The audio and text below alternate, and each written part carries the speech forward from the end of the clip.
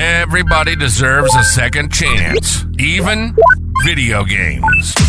Welcome to the Second Opinion Podcast, where the reviews aren't always right, but we are. We're here to give you the gaming takes you didn't know you needed. We've been deep in the gaming world for 17 plus years, covering all the news, releases, and drama in the gaming world, and having a damn good time while doing it. Just because some website gave a game a low score doesn't mean it's a fail in our book. We're all about giving games that second chance, diving back in where others quit. And we should probably tell you that we're real and we're very loud and opinionated, and 90% of the time we're completely off topic. But that's why you'll love us. This is your Second Opinion. Now, here are your hosts, Toaster, Soleb, and Bolts.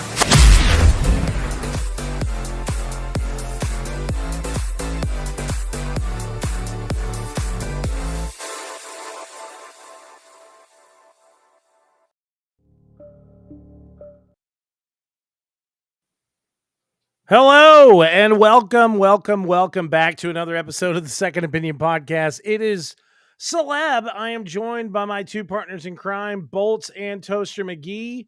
How are you guys doing today? Pretty good. Having a great day. Jesus, this is what I'm working with. Look at them both. Bolts is about to go to sleep, and Toaster is in another fucking universe. What you're talking about? Toaster's like, what universe? Really, honestly, when you think about it, it's all one universe. I'm like, fuck. If you really just take the time to sit down and just think about it, we're all one mind. I can't. I can't. Oh my god, man. Well, we are back for another episode of the Second Opinion Podcast. This is episode number 374. Wait, now PlayStation is going multi-platform? But I am joined by these two amazing gentlemen, and before we get started on this show, we're going to get down into what have you been gaming. So, Bolts, what have you been gaming? These tasty jams, apparently. Yeah, that's it. No, bro, listen. I've been playing some Golf Clash on the phone. I got back into that. Yeah. I've been trying to find some different card games to play, like there's a Hearthstone, whatever the fuck it's called. Gwent. Gwent. I even tried Gwent, Magic the Gathering. There's a Warhammer 40K Legion card game that I'm trying to do everything I can to replace my my Elder Scrolls Legends, and it's just not working, man. It's just not working. Just like every time in The Witcher 3, like, look, I understand that your husband and or significant other was recently killed or murdered by whatever faction, but do you want to play cards? Playing some I've been playing Black Ops 6. Started playing some of the Quid games on there. It's it is what it is. I thought it was pretty fun, especially red light, green light. Yeah, red light, green light. It uses your mic, right? To an extent, yeah, it uses all that. It's pretty fun. It is what it is. And of course, I play my comfort game all the time, which is Cyberpunk 2077. It was Mass Effect. I believe I have drained as much soul as I can out of Mass Effect until the newest one comes out, and Cyberpunk 27 is my comfort game these days. Too. I got you. What about you, Toaster? What have you been gaming? I started Baldur's Gate 3 again. And did you? Yeah, I'm playing Tactician, but I'm also using mods, so I'm just steamrolling. Yeah. Like, I found the optimal party is 6 players, because once you get to if you got the full repertoire, no, it's just way too many fucking people to manage. Yeah. But 6 is the sweet spot, and I repurposed Karlak and turned her into Locket, made her a Lockett-in. I got Lae'zel and Shadowheart in my party, which is just nonstop fun because those two are the best of friends. And then I have Astarion and Gale. Yeah. Which is also hilarious in its own right because it's fucking Astarion and Gale. Yeah. But yeah, I've been playing that. Path of Exile too, a little bit. Okay. Yeah, I've been trying to just not lose interest in WoW right now and make it until the new zone drops. Yeah. So we need some spiciness to the delves, Blizzard. Change them up, man. Yeah. Like, it was cool to begin with, but when you run the same delves over and over and over again, it's just no. Come on. There's only so many times I can hear Brand's body weird go, "Don't stand there." Like, thanks, buddy. Great advice. I didn't realize that's what the cone of fire coming at me meant. Yes, that's exactly what it meant. I thought this was a healing wave.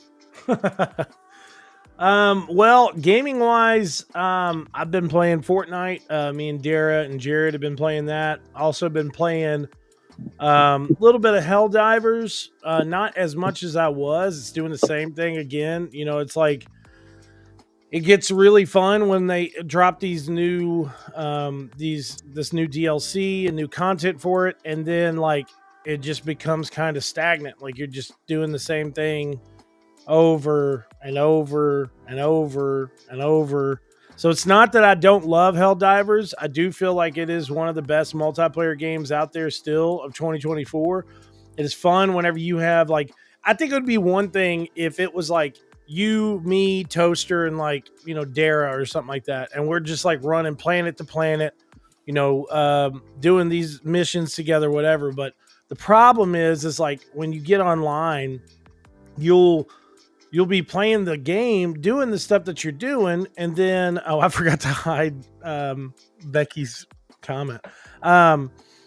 You'll be doing the stuff that you're doing, and everything's fine and dandy, and then you end up doing this like the same missions in the same areas because you can't get anyone to consistently just stay in a match with you. Like you'll have a good 4-person squad, you'll have a great match, and then half the team or 3/4 of the team drops. So I think if you've got like a good squad, a good group of people, like at least 3 other people outside of yourself to play the game, then I think it could be continuously fun for you. But I think that if you don't, I would say maybe it's not something that you're going to want to play all the time. But outside of that, I've also been playing, like Bolt said, I've been playing Cyberpunk 2077. Started over fresh with a brand new character. And I'm playing from start to finish. That's from the base game all the way through Phantom Liberty. So I haven't played Phantom Liberty yet. So I'm very excited to get into it. But I wanted to start all the way from the beginning and make different choices than what I made in the first kind of roundabout. So, also playing through The Witcher 3 as well. And it's just getting better and better and better. As I'm getting to those points that I remember, like there's been a couple of save points that I've had over the years since it came out. And like, I'm starting to realize, oh, wait, I did get to this part before.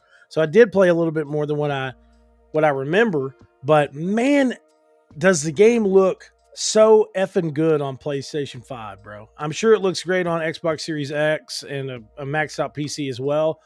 But playing it on PS5, like I rearranged my living room recently. So I have the ability of like scooting this big big chair up right in front of the screen.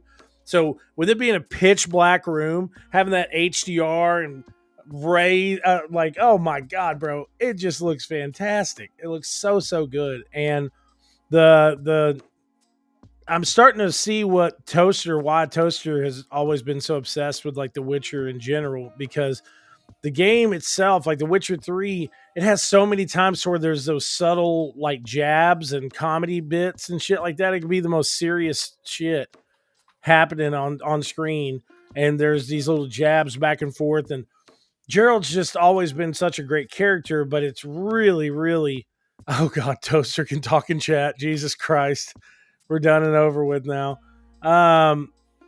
But yeah, so I don't know. It's just I'm really starting to understand why the game is just so everyone is so obsessed about it. But lastly, I'm playing back through the Outer Worlds Spacer Choice Edition on PS5 as well. I've had this really big craving of playing story-driven games recently, like something that's just going to pull me in, and I like just forget what. You didn't choose Fallout 76 for that story-driven game? He's got to say it, folks. I feel like he's got a contract.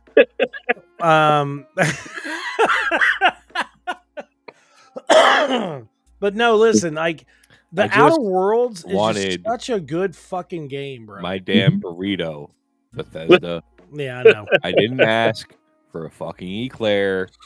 I just wanted a goddamn burrito. I didn't even want a burrito, bro. No. You had to come out here with your confetti in West Virginia, take me home, eclair. No, I didn't know. Listen, and then like everybody is still like, you just need to pick the game. Hello, up Miss Sarah. No. Yeah, like no. I just wanted a goddamn burrito, Bethesda, and he gave me an eclair. I'm making my entry through Commander, and I found that they had a horror themed deck, so that sold me. Oh, she's talking about through Arena. About Magic the Gathering. Yeah. Yeah. So my thing is, I've said it plain and simple for years now. Okay, I just want Elder Scrolls co-op. That's it. I don't want Elder Scrolls Online. I don't want anything like that. But that's what Toaster's even talking about with Fallout. Like, just give us Fallout co-op. Just give it to where we can. But I don't know where it got lost in translation. No, I don't know. Oh, what? No, I don't What's want. your burrito? I don't then? want to. Tell me your my burrito is Fallout with the damn dog. No, nobody else running around in my Commonwealth. Listen, me and dog meat. Listen, what I'm getting at is, I feel like it got lost. Skyrim, man. Like I have tried to give ESO a chance so many times because I love WoW. Yeah. And I signed into ESO, and it's like, why are all these people in my Skyrim? But see, that's my thing. That's what I'm saying is, over the years, there's been this redirection because, there for a little bit, we had game after game after game coming out saying, hey, there's co-op that you can play with the game. You can play with up to 4 players. It was always forced co-op. But that's what all I'm saying is like, why did it get lost in translation to where these people don't understand that we just want a fucking co-op game, that I want to go in and play something like Fallout or Skyrim with like 1 to 2 other people, and that's it. So I don't understand why they're like, you can't tell me there's not a market for that. That's Elden Ring. I guess. I mean, really, that's Elden Ring. Yeah. Honestly. Like, you just have to get used to hard Skyrim, basically, if you want that experience. Like, I guess so. And speaking of story experiences, to your point though about the multiplayer thing, it was like when we started doing this podcast and we actually got opportunity to talk to people, the general response to games having multiplayer inserted into them was, why are they doing this to us? Like, every single person we talked to who was like, yeah, I made this game, blah blah blah, and then you'd be like, why is the multiplayer? And you'd be like, it's a cancer on my disk. Like, holy shit, buddy. Okay. Yeah. Like, but but look, at the same time though, I feel like 3 did not need multiplayer. Like, there's no reason for that. Yes, but look, they had a multiplayer side. That's what I'm saying is, all these developers, it was forced obviously by, shareholders or something like that. Hey, listen, this is a big push right now. Multiplayer game. They didn't understand what the fuck we meant. I just want co-op. I just want a co-op game. I want a 1 to 2 player co-op game. That's it. And that, I've said it so many times, it's crazy because it literally, it's like no one in the game's verse understands that there is still a massive group of people that want that. That's a really big thing. Like this right here. Look, this is literally what I'm talking about. This is exactly what I'm talking about. This is like a mod that they did. Oh, I don't even have a full screen. That's my bad. This is a mod that they did, okay, to where it's Skyrim, but it's being played on PC. These guys have these mods, and it's just straight co-op. Do you I mean, understand how many times I would look at this. inadvertently shoot the person I'm playing with? Look at this. I mean, how great would that be? But it's not a perfect world, okay? We don't live in a perfect world. Do you know the number of times I have put an arrow in Lydia's head Hey, what's up, John? because she's just gotten in the way? Like, can you imagine trying to do like first person in a co-op in Sky? Like, I would seriously, like, you go running in with your blind swing, and then I just let an arrow go and pluck you in the head. Like, And by the way, this is from the video is from Juicehead, so make sure to check him out. Well, nobody's saying, well, you know, you use their video without asking them. Anyway, so speaking on the aspect of story player or story-based games, okay. Second opinion today is, will console gaming ever truly return, or true? I put true return. Will it ever return to true storytelling experiences? Jesus Christ. What the fuck is wrong with you? Will console gaming or even PC gaming ever return to a true storytelling experiences? So the reason I say that is what Toaster just said. Okay, so we're living in a gaming universe now that anytime there's a story-based game, there's always got to be something added onto it all the time. Now, every once in a while, we'll get some really great experiences that don't have all those added sections like Cyberpunk, or even whenever it comes down to saying what other games that I've been playing recently, like, the Outer Worlds, things are great. I mean, it's a really great game, but we don't get them as much as we used to. Okay. So, and it seems like it's just because the overall aspect of gaming has changed. There's been such a big, strong focus over the last, however many years, about multiplayer experiences, online-based experiences, because of games like, Fallout, of course, other games like WoW, Marvel Rivals. Marvel Rivals is out now, and I mean, it's doing magnificent. So, we're going to start with Bolts. I mean, when I say story-driven experiences and stuff, I'm talking about something that is like a 20, 30, maybe a 40-hour experience that just engrosses you. Whenever back in the day, we used to have those all the time. But I mean, are they kind of few and far between now, or is it because we've just wanted so much? I think you look at it in perspective. It's the online multiplayer aspect of everything is just it's so big and too big right now. And one of the games that really took the aspect of the single player campaign where you just lose yourself in a game and turned it into online multiplayer, that was GTA. When they turned GTA into online multiplayer, it really took, I mean, in my opinion, other than WoW, of course, it took that whole, hey, we have this great single player campaign with online, additives, and Rockstar was like, here's online play for GTA. And that really kind of took a step forward in as one single player games turning into a multiplayer game, basically. Yeah. You're still going to have your main franchises that will be story driven, and you're not going to get rid of those. You're other than, of course, Fallout 76 and EOS, but we know Elder Scrolls is going to come out with a story driven game when it comes out with number 6. The new Fallout game will be, of course, in my opinion, will be story driven. The new Gears of War that's coming out, the E-Day, is going to be story driven before, of course, the Emergence Day. You're still going to have those games. Death Stranding is going to come out new. Ghost of Yotai. You're going to have those. The new Fable when it comes out. It's just they're still going to be there. It is far and few because, of course, online multiplayer is as big as it is now. Every franchise has a separate franchise that you play online. Yeah. And that's kind of somewhat the way it is now. Elder Scrolls has its own online multiplayer and has its single campaign. Fallout 76 now has its online multiplayer and its single campaign.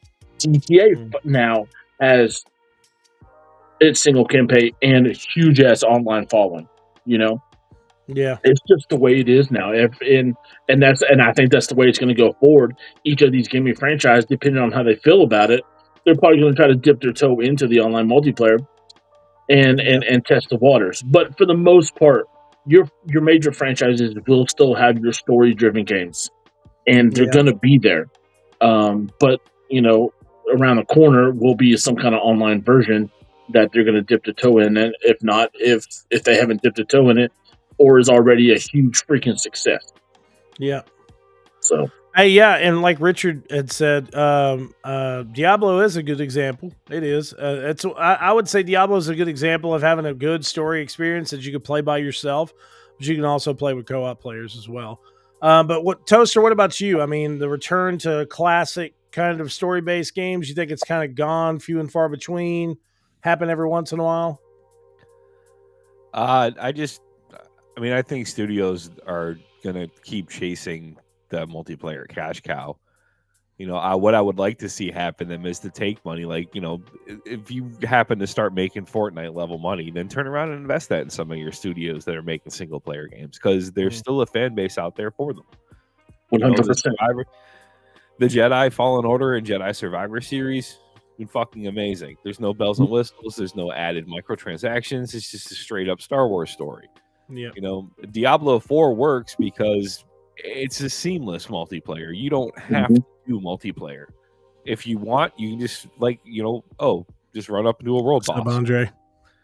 You know, and you're back out of that group. You know, I enjoy a single player game. Like, I make the jokes that I play consoles to console me. You know, like I loved the Jedi games. Fallout. I loved Fallout New Vegas, like Skyrim. I still play Skyrim. Yeah.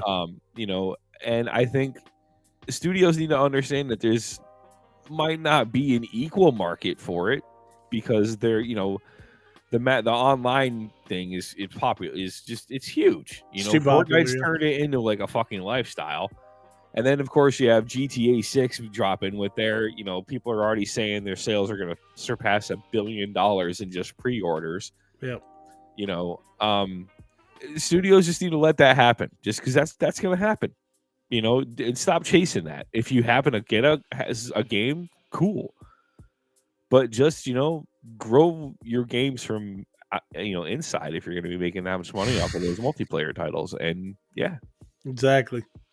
Yeah, I agree. You're right. So, like, games like Concord don't get fucking canceled before they even came out of the gate. Bro, that's so crazy that you said that. That's literally what I was talking about. Like, that's what I was about to bring up. So, like, the aspect of Concord is still crazy to me, too. Okay. So, like, it launched the same way that a game like Marvel Rivals would. It was like, hey, it's multiplayer, blah, blah, blah. What they fucked up on is charging for it. Okay. They've already put in the money that they put into it. Sony shouldn't have charged for it. Should have been free right out of the gate. And then you could have added in the microtransaction system like Marvel Rivals has. Marvel Rivals, you download it, play it, have fun with it, whatever. But if you want, you could spend money on these really cool added skins. They could have done some added skins with like the big brute guy. It could have made him look like Kratos. The other chick, she could have been look like Ellie from Last of Us. You know, they could have done all types of stuff. And they didn't. Because they already sunk the ship before it was even on the water. It was damaged before they even got it there. Because they sunk so much money into it. And then, I mean, literally a week after the game launches, you shut it down? I mean, come on, bro. What was the point of spending all that money? You know, so what I'm getting at is getting back to basic gaming. You know, we don't have to have all these bells and whistles, bro. It's been proven by some of these games out there that launch and that are just stellar games that no one expected. I mean, Balastro, or whatever it's called, the card-based game. One singular developer made that game, and it was this close to winning Game of the Year. You know, so I think the industry as a whole needs to turn back and be like, all right, listen, yes, we're making money through multiplayer, but how many attempts have we as these, you know, said companies made outside of companies like Activision and, you know, Epic Games those two mega houses outside of those two companies. How many times have we seen this continuously fail? Games getting shut down, services getting shut down. I mean, it's just crazy, man. So don't invest some money into it. But also as consumers, we don't need to hype these games up, because that's what happens is we see a cinematic trailer and we're like, oh my God, that looks badass. I can't wait. And then it comes up time for it to come out and it's just not as good as we expected. So maybe we need to hinder our overall judgment on most of these games before we see stuff. Hit the e-brake, calm it down. I don't know. I've just been really enthralled with some of these single player games recently compared to multiplayer experiences. I mean, Fortnite is just a phenomenon in general. There's such a market for everything that they do. Literally. I mean, they're selling Nikes in there now. They're selling cars. They're selling literally. There's an exclusive, like there was a Cybertruck months and months ago or a year ago. They're selling a Lamborghini in there for $1,800, and it's an exclusive one that has this changing color on the skin. It's like $1,800 V-bucks, and then you could drive around in a Lamborghini instead of the regular Jeep. And people buy it. I'm telling you, people buy it. They've come out with like 17 or 18 different types of shoes, like Nikes, that are actual versions of Nike Air or. I used to make fun of people for that, but I swear to if some Blizzard released a cowl that covered night elf ears, I would jump all over it. I would spend real money. Yeah. Just so I could wear a rogue's hood that hid my damn ears. Yeah. So that's what I'm saying is like, it's understandable because I used to say the same thing too when I worked at GameStop. Also, it goes back to the expectation thing. Like, you're not going to make GTA money. It's just, that's not going to fucking happen. No. Right. Let it go. You're not going to make Fortnite money either. Just stop trying. Stop trying. Focus on other shit.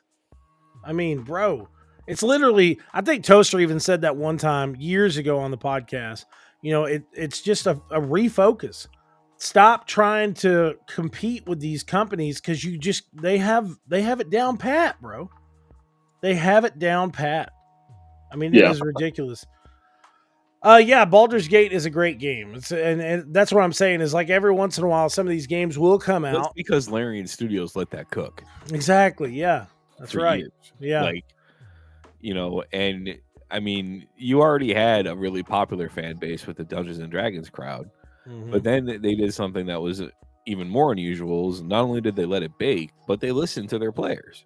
Exactly. There was a healthy back and forth between the Larian community and the Larian developers. Unfortunately, that's rare. Most of the time when the developer's like, well, this is, we got to push this back a little bit. They're like, we're going to murder your entire family and find your ancestors and figure out a way to murder them again. Like, that doesn't lead, that's, your studios are never going to want to try anything new. Yeah. Because, you've basically death threaded developers into just making the same thing over and over and over again. Yeah. And then shareholders are going to shy away from anything new because it's not going to make any money because, again, you scare developers into making the same shit over and over and over again. I just realized that Richard had said Ballers Gate instead of Baldur's Gate. Now I want a Ballers Gate. Like I want to see a basketball version of Baldur's Gate on the market tomorrow. But anyways, listen. So with that being said, it's like a group of like NBA and WNBA stars all standing there staring down a taking on the world with like a basketball tucked under their hand. Yeah. So yeah, man, I think it's just the Harlem Globetrotters are like that paladin in the Dungeons and Dragons movie that just shows up to soul everything and then leave. I know I've brought this situation up like so many times on the podcast over the years, but it's the one time that I could really think of just being engrossed in a game, and it's right after Skyrim launched. I just got back from my first PAX Prime. I was so excited. It was so great. Skyrim came out. Bolts was like, hey, what are you doing? Are you playing the game tonight or what? I'm like, yeah, I'm going to go get it at the midnight launch. So we had the midnight launch, and then we came the next day he came over to the house, and we sat there and played that shit for 12, 13 hours, right? Yeah. Yeah. It was a while. We just sat there and just played Skyrim. And I mean, dude, it was just, I mean, I know a lot of people look at it like a stupid comment, and I've even looked at it like a stupid comment, but I remember being at PAX and looking at Jen, who was the one of the other co-founders of Second Opinion, and being like, listen to me, listen, we both started at the same place, and within 15 to 20 minutes, we were in completely different areas. It looked like we were in completely different worlds doing completely different things. And it was such an amazing experience. But I mean, that was the truth. Like, it was such a simplistic yet so overly detailed experience for the time being. It was just so engrossing. And there's still things now that I can't tell you how many times I've scrolled past Skyrim. I'm like, should I download Skyrim? I do that shit all the time, bro. It's the same thing with Mass Effect. I'll be driving, be like, do I need to play it again? Yeah. You know? Yeah. It's wild, man. It is, but I have been feeling the whole Shepard Rex. Yeah. And it's a good thing we're speaking on Mass Effect right now, because our first main topic of the night, next Mass Effect could feature the Paragon and Renegade. What do you mean could? It's a necessity. Yeah, listen. I'd want to see it actually have an impact in the game, though. Yeah. Like, I didn't really I went full Paragon because I can't be the bad guy in a video game. Absolutely, fuck not. Fuck the council and everything they're standing for. Fuck them bitches. Like, we all played Knights of the Old Republic here, right? Yeah. So when I found out that I was Revan, I was very confused by spoilers for a 30-year-old video game. I was very confused when I found out that I was Revan because I was so light side because I can't be the bad guy in a video game. Like, I looked like Jedi Jesus, just like big blue beam of light coming down on him, you know. So of course, like, I can't be in. The only time I was in Mass Effect 2 when you're going to rescue Archangel and that dude's working on the gunship. I was like, nope, we're not dealing with that at full health. Well, listen, my thing is this I think, go ahead. Make really quick for Bolts was, I didn't feel like my decisions to go full Paragon really did anything with the game other than to make me polite. 100%. And I agree with that. But listen, when Shepard in the first one is up there and explaining everything with Captain Anderson and they're just like, oh, we don't fucking believe you. You're still new. Man, fuck you and everything you stand for. Fucking get bent and let's die. You know, I wish they had the Veilguard. I wish they had the Dragon Age options though, because Dragon Age you could lean into the sarcasm. Yeah. Well, like, that would either like super polite or you were a dick. There was no 100% a dick. Yes. Right. Well, and I think that's one thing that I guess I didn't ever really understand about Mass Effect is, like, you have those choices, of course, to be Renegade or Paragon, and like, I would always do Paragon, but I would always, every once in a while, I'd make a Renegade decision to see how it would change things. And it didn't ever really seem like it changed a lot. Like, it didn't. The only thing it really changes is some effect from the first one to the second one to the third one again. And that's kind of it changes a few of the effects from 1, 2, and 3, it's but like of course, option thing too. Yeah, and my biggest thing is, depending on if you were Renegade or Paragon or just middle of the road, it really led you to decide what you want to do at the very end of Mass Effect 3. You had 3 choices, boom, boom, boom. You know, what did you want to do, and whether you're a Renegade, Paragon, depending on what you did through that game, kind of thing, influenced what your decision was at the end of the game. Yeah. Well, my thing is like, I'm not going to lie. The one time that I did have a really good Renegade and Paragon experience was not even in Mass Effect. It was actually in PlayStation's Infamous series. So in Infamous, when you chose Renegade or chose Paragon, like, it actually changed the story. Like it changed the outcome of the story. And I feel like they've got a good enough system now with Baldur's Gate, my God, with Dragon Age Velgard, the way that game came out and what you could do with things. I feel like a system like that, don't y'all think that would add a lot to the game to have like at least maybe 3, 4, maybe 5 different endings depending on your choice path or how your character was? I mean, Bolts, what do you think? I agree with that. I think, but also depending on what there would be so many decisions to be made to come out with 5 or 6 different endings. You still follow a linear set of instructions and comments and stuff like that's going to lead you to where you need to go. And initially, I'll take Cyberpunk 2077 for example. There's like 7 different endings you can have for that game, but it's not based off your decisions or anything. I mean, it's based off your decision on what you decide at the end of the game, but not throughout the game. Mm-hmm.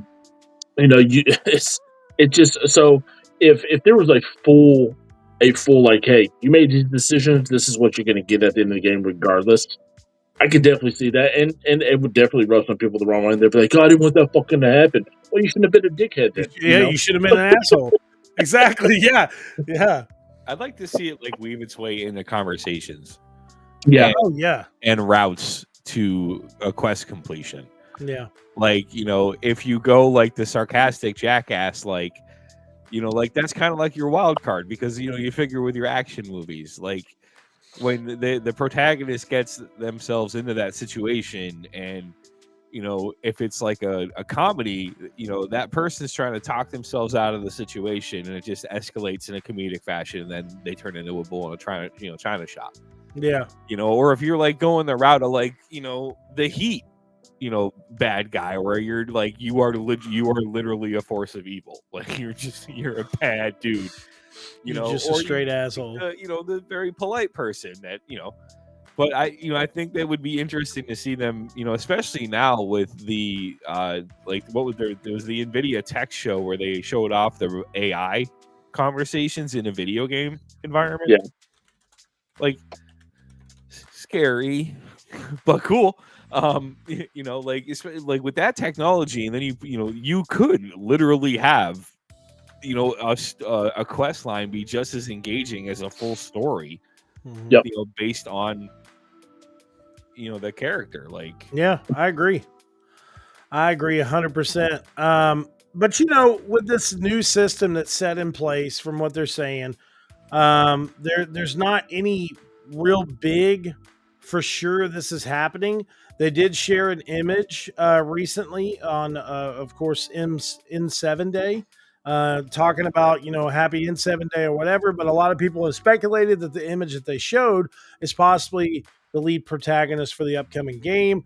It says that somebody saw the way that the image actually was laid out. They believe that. Oh, dude, people are going straight up conspiracy theory. Listen, look at this. Videos and images and like data mining the YouTube video to look find at this. So this is what they're saying. So they're saying that this image proves that there's going to be Renegade and Paragon because the symbol fits perfectly on the character's silhouette. So I'm like, it absolutely does not. Fucking give in, like, people. Look, it's kind of close. You kidding me? The red. I'm saying, like, look at this. This is what they went off of. Like, that's too much of a stretch. I do hope that the main character, the MC, is built a lot like the Cyberpunk 2077 character, where it can either be male or female. Just, I mean, I know, John and Jane Shepard, of course, were male and female, but I like the aspect of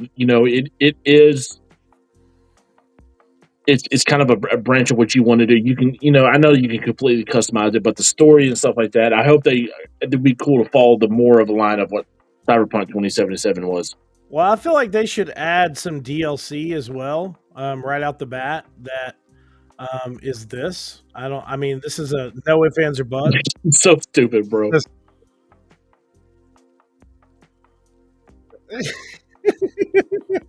We gotta have this, bro. Michael Scott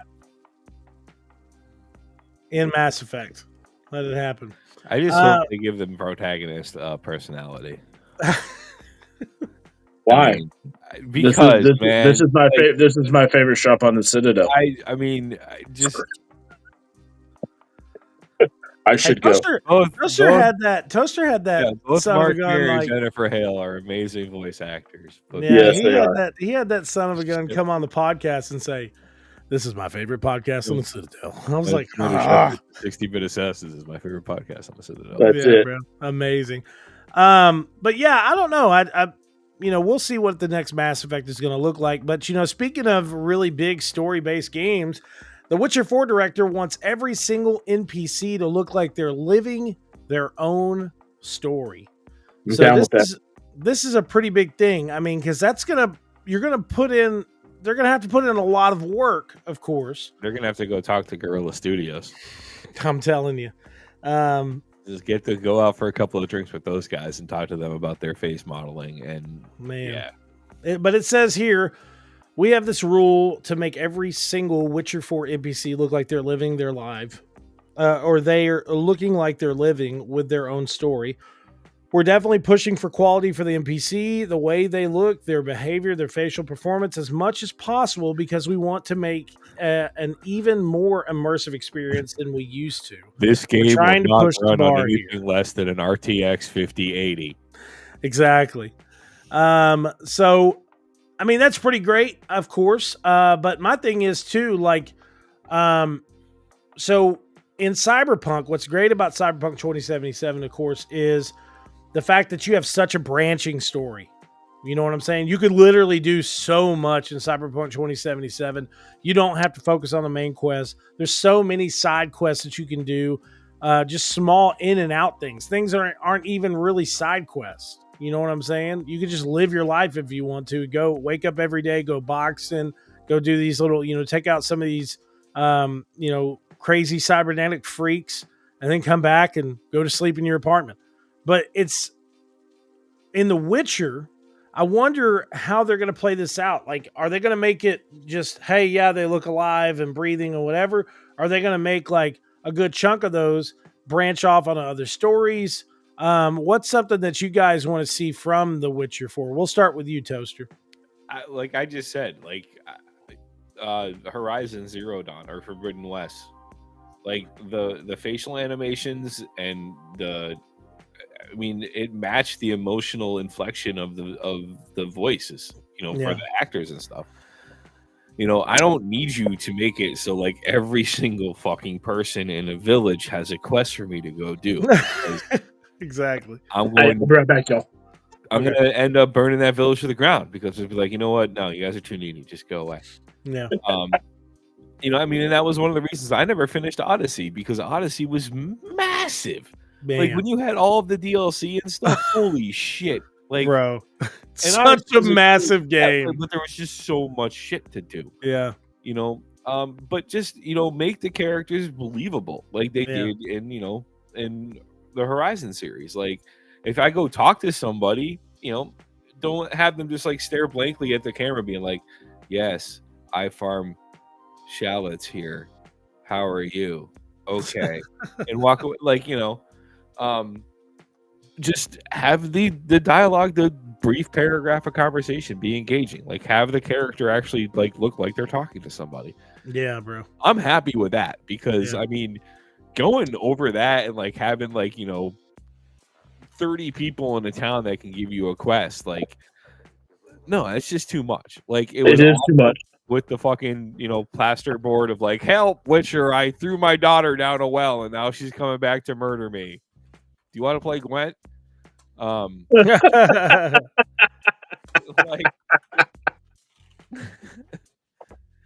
That's a great quest system, or how Mass Effect did it, where and honestly, that's kind of a double-edged sword because Mass Effect 3 did kind of get overwhelming a little bit because you'd walk past somebody, you'd be like, oh, I need to go pick up their cousin's sister's pet from the Alpha Centauri plant, exactly something in your journal, or like, I gotta save the universe, and you need me to go pick up your Shih Tzu. I've got shit to do, bro. Stop. Biggest fan, Conrad. Get bent, dog. But yeah, I'm all for making the NPCs in the game engaging, realistic. I mean, that's one of the things that makes the Spider-Man game so great on the PlayStation 4. That's cool. Use the technology to do that. Don't overwhelm us with quests and making it like everybody like, I need help picking my carrots. No.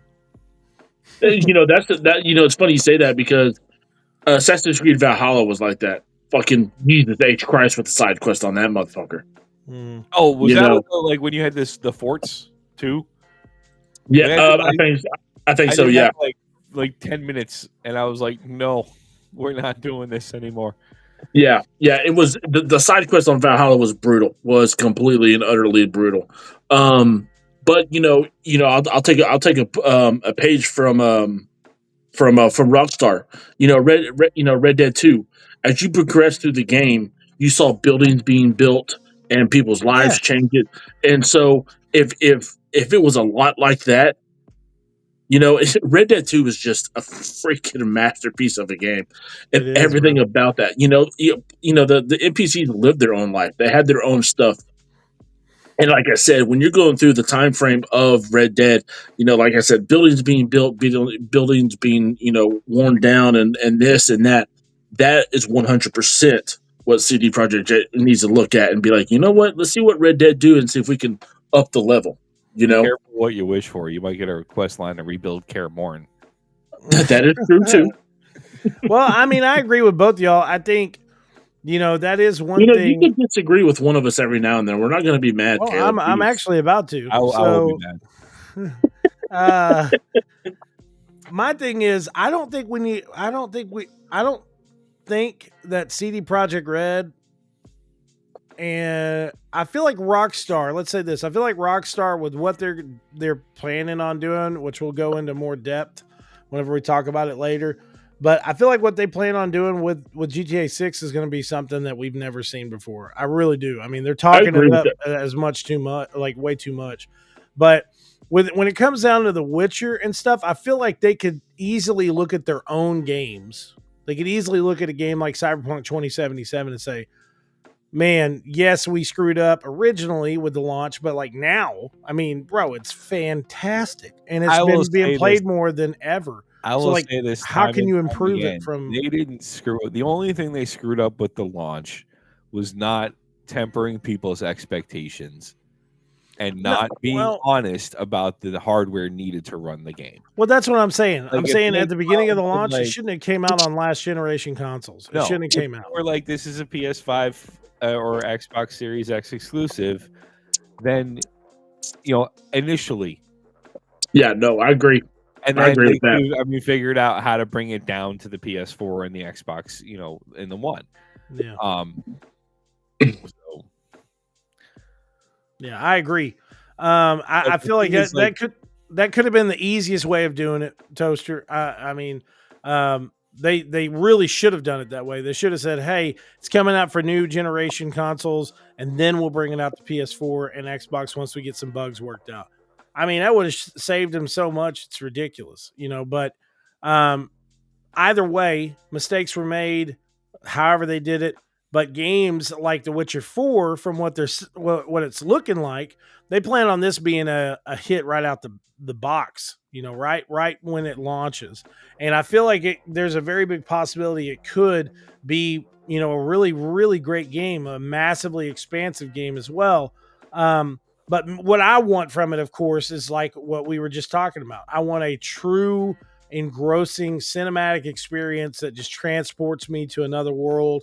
That's what I usually always want from all of these games. I don't want anything that's kind of half-baked whenever it comes out that, some stupid thing. Like, I will tell you now, I have an issue with the Outer Worlds Spacer Choice Edition. There's a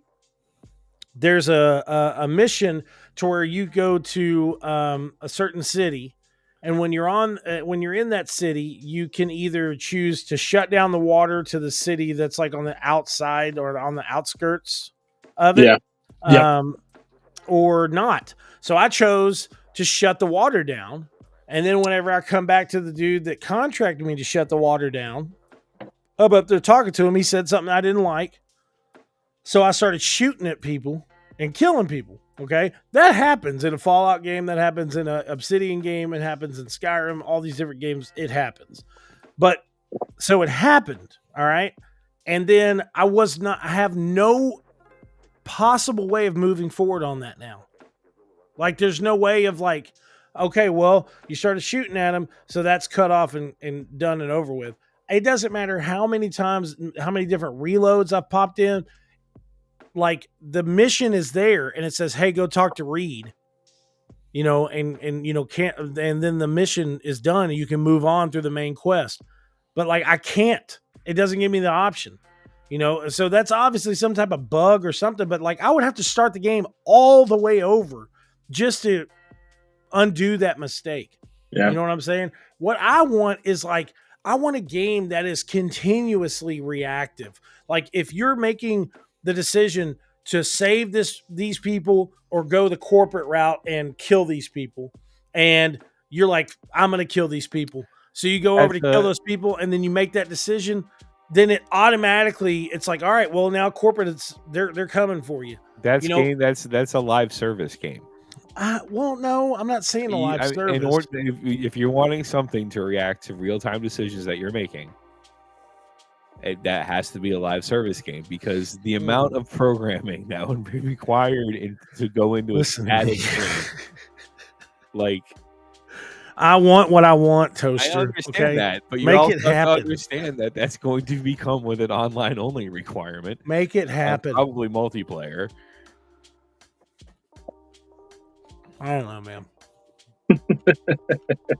I just want to. With The Witcher 4, CD Projekt Red does not have to change a fucking thing. They don't. They don't have to change a damn thing. The only thing I want to see them do is I'm really hoping with what they showed off in the trailer. Granted it was an in-game cinematic, but I'm really hoping the magical abilities that Ciri showed off in that trailer. I am really hoping they have that in her character sheet because, I mean, Geralt could use like the most rudimentary form of sorcery in the signs, like the basic, like the most just basic fire, poisons and shit like that. Ciri is a legit sorceress trained by one of the most powerful sorceresses in the series. Like, I would like she like her. I want to see that talent tree, But everything else, the combat, just keep it the same. Don't change a fucking thing. New graphics, write a story, augment the character based on the fact that it's Ciri now and not Geralt. Yeah, I just hope they don't make her too quick. Because Geralt was a pretty spry dude. Like he was quite limber, dexterous, and I don't know. Ciri's a quick little. You're like quick little minx. I'm like, all right, little death lady. I want her. I need her. I'm like, all right, Toaster. Oh no, that's just not. Anyways, So I was going to talk about this one topic, but we're going to skip that first PlayStation topic because it's basically what we talked about last week. We're going to go straight into this. PlayStation to release cross-platform titles on a game-to-game basis. So Herman Hulst, the CEO of PlayStation, spoke about this recently in an interview and said, since live service titles are released on multi-platforms, the key to success is how to attract new players and increase the number of players. Therefore, maintaining momentum at the time of release and broad player adoption is especially important to the live service sector. Single player games are a key component for PlayStation's platform appeal, and each title has a strategic sales period, while consoles remain our core business in expanding to PC and other platforms will expanding to PC and other platforms will allow us to bring our games to a wider audience. Our priority is to always provide the best possible experience for our players, and as part of that, we are also promoting the integration of PSN accounts on PC. So, that's kind of a broad statement, I guess, to say. It's basically stating that there is a possibility that games that are exclusives, like, say Helldivers 2, that are a live service game, they know that the player base and the sales will be better if it is on a multi-platform basis, and not just PC, but also other consoles like Xbox. So, Bolts, we'll start with you. I think we can both agree this would do nothing but help Sony in sales. It's not even that. Listen, 100% it's going to help sales. I mean, that's just dumb to think that it wouldn't. It's the same thing with if and when Starfield goes over to PlayStation, it's going to help the sales deal. We've talked about that many times. Anything that is strictly like online multiplayer, I think should no matter what be cross platform. To me it's got to be to help enhance the experience, because if it's not, you're only limited the amount of gameplay and for lack of it, the sales, you're limiting it by that much. If Helldivers 2 came out on PlayStation and then PC and then Xbox, it's one of those things. It would make the game experience so much better for gamers.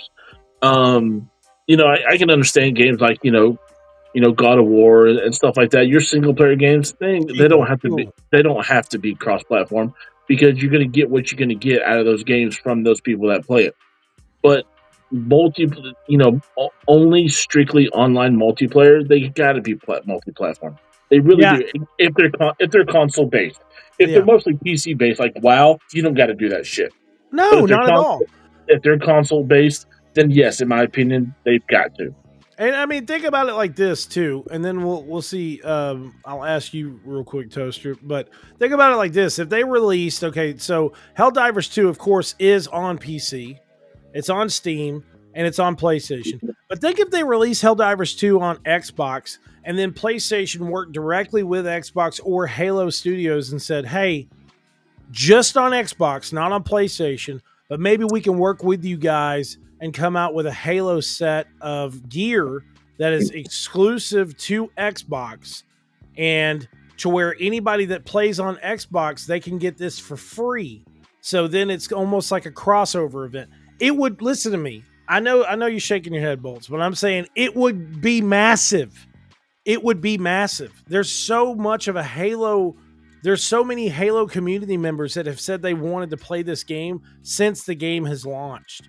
And they've literally, there was even this whole campaign on TikTok with a huge amount of the Halo community that were splicing together videos of people in Helldivers 2 getting demolished and just like mauled by all these different aliens. And they're like, "Hey, we got your back." And like, I mean, it would be such a success to do something like this. And of course, it would just be money in PlayStation's pocket. So me particularly as a gamer, I don't know how to really make that point clear to Sony to say, listen, yes, I know you like to keep exclusives, but live service games like this, you could bring them to Xbox and then make small bits of money left and right. That's why Xbox is looking into the multi-platform aspect of things. That's the reason why Xbox is continuously saying, "This is my Xbox. This is my Xbox. You can play Xbox anywhere. You can play Xbox Game Pass on your TV. You could do this. You could do that." Because they're building money, bro. I'm telling you, I've really come to grips now. Xbox is not getting out of the console game. Xbox is not getting out of the exclusive game. Xbox is holding their cards at this point in time as they draw money. Mm-hmm. They are building up their company, saving as much as they can and grossing as much as they possibly can from all of these games, from these multiple amount of studios. They're doing all kinds of massive amounts of money. Microsoft's one of the only $1 trillion companies out there, and they're just continuously growing. And PlayStation it seems like PlayStation is finally starting to get wise of it and saying, oh, okay, well, it's not that they think that we're better than them. It's that they think that by doing this, they can make money. Yeah, that's what they're doing. They're continuously making money, and you guys are not making as much. So let's get to grips. What about you, Toaster? I mean, bringing something like Helldivers or even games like Concord or something like that are live service games through PlayStation to other consoles. I mean, it's kind of honestly. I would even just say Lego Horizon. Lego Horizon. Why is that not on Xbox, bro? Why is that not on Switch? It is on Switch. It is? Yeah, it's on Switch. Yeah. So, but it's on Switch. The article I was reading just made it seem like it was only on Steam. No. It's on Switch. They're like, this isn't performing well on Steam. And it's like, yeah, it's on Switch too. But I think, bring the game to Xbox. Yeah. I mean, or bring God of War to Xbox. I don't know if they'll ever bring God of War to Xbox. I really don't. I mean, I'd be shocked. I would be like, wow. Now I could see, listen, because it's not one of those games that have been stretched out throughout the century of PlayStation, bringing a game like Ghost of Tsushima, I think would be great for the Xbox community. I think, listen, there would be so many people on Xbox, the Xbox fans, that would be streaming this, that would be constantly talking about it on social media because the game is just fucking great. But like a game like Helldivers or any type of game focused on, team combat like that, 100% should be cross console. Yeah. I mean, it's a no-brainer. It's A, much larger player base, B, a much larger player base, C, a much larger player base that's going to spend real money on stupid things, Yes. D, a much larger player base.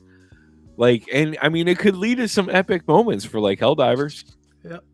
All of a sudden you see almost like the blue guys from Red versus Blue come running. Yeah, that's what I'm saying, Toaster. You understand what I'm saying. I saw Bolt shaking his head. I know you could have an entirely new generation of Red versus Blue with Helldivers. Listen to me, bro. Fucking beautiful. It would be unbelievable if you were able to. You could totally tongue-in-cheek the entire thing too, like fucking Starship Troopers. Oh yeah, bro. It'd be amazing. All right, we said it on this podcast first on today's date, January 5th. So if this shows up on the YouTubes as a series, you got to thank Celeb, Toaster, and Bolts because we came up with the idea. That's right. Real quick, we were going to talk about this, but we kind of talked about it already. But Grand Theft Auto 6 is expected to make a total of $1 billion in pre-orders. Okay. Now, the reason why, I will say this real quick, and we won't stay on this topic too long, but the reason why I feel that Grand Theft Auto is expected to make $1 billion is because everyone knows that when Rockstar says the stuff that they say about certain games, it always usually comes to fruition. And the Take-Two CEO has constantly said this. Anytime he has been interviewed in the last 2 years, he has said Grand Theft Auto 6 will be like a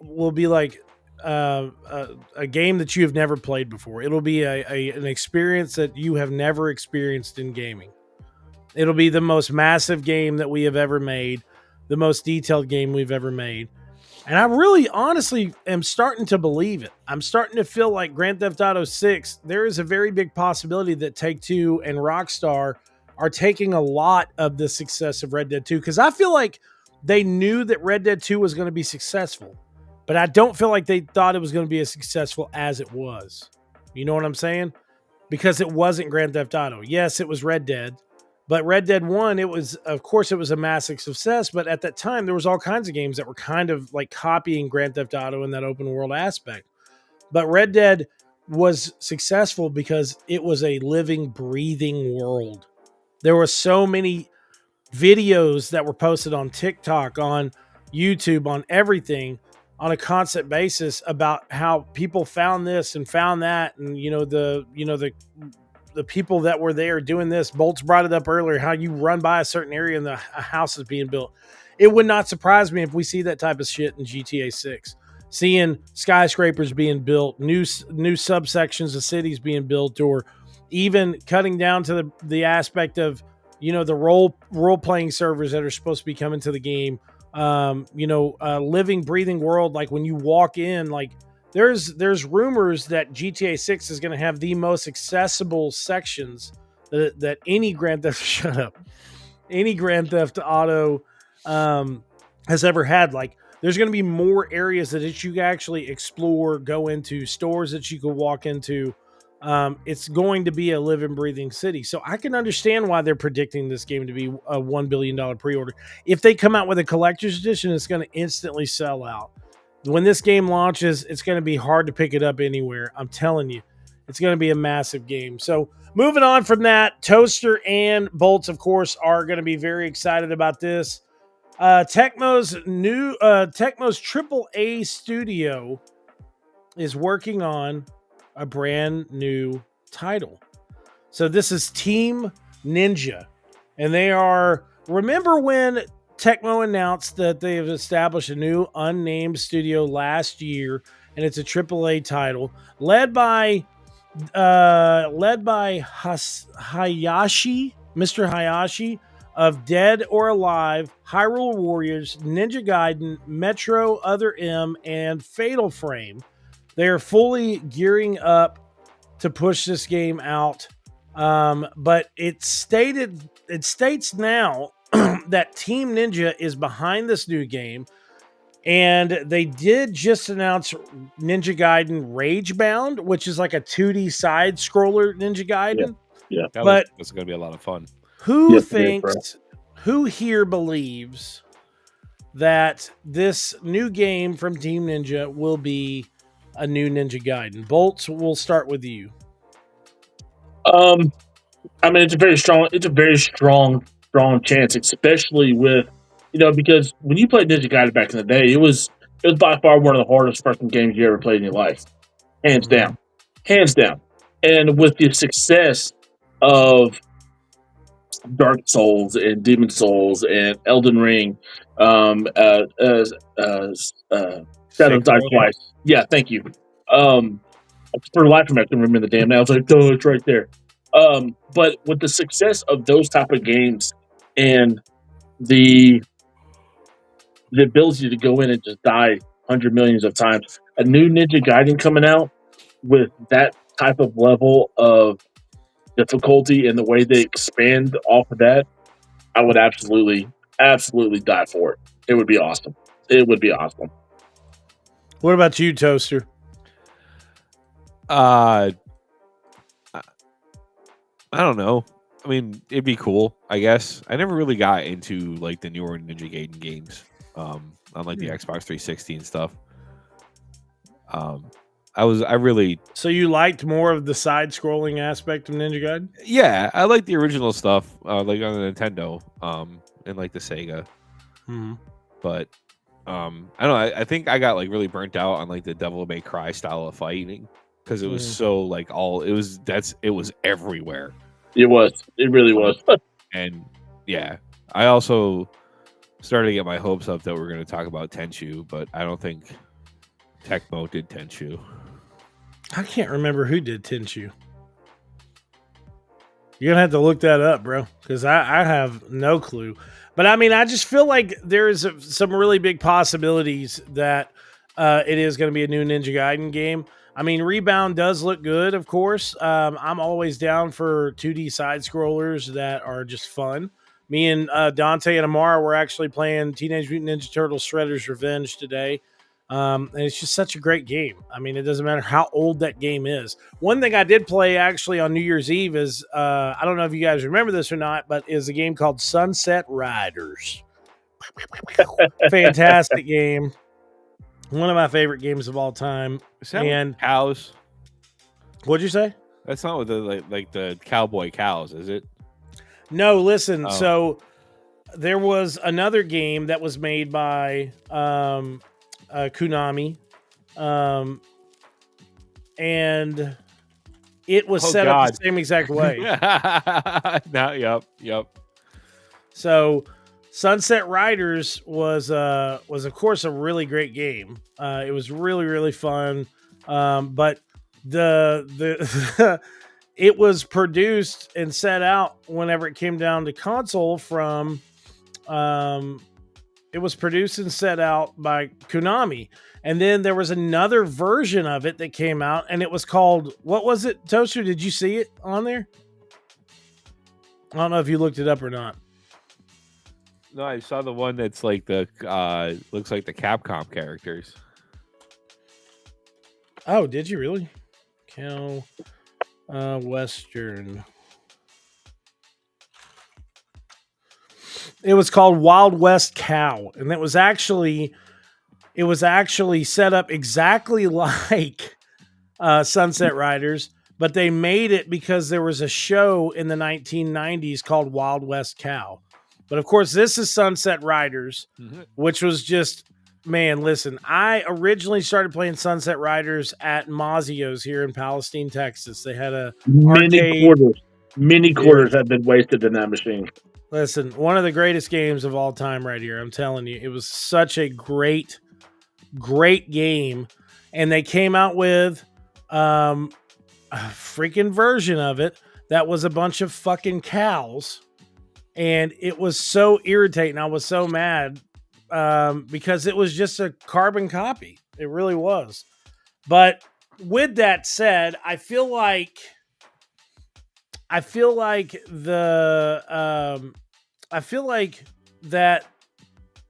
Team Ninja and Ninja Gaiden are something truly special. I don't know about you, Bolts, but I do agree with you, Bolts, that Ninja Gaiden was like one of the fucking hardest games I've ever played in my entire life. Like, it was so hard. It was so, it was very unforgiving.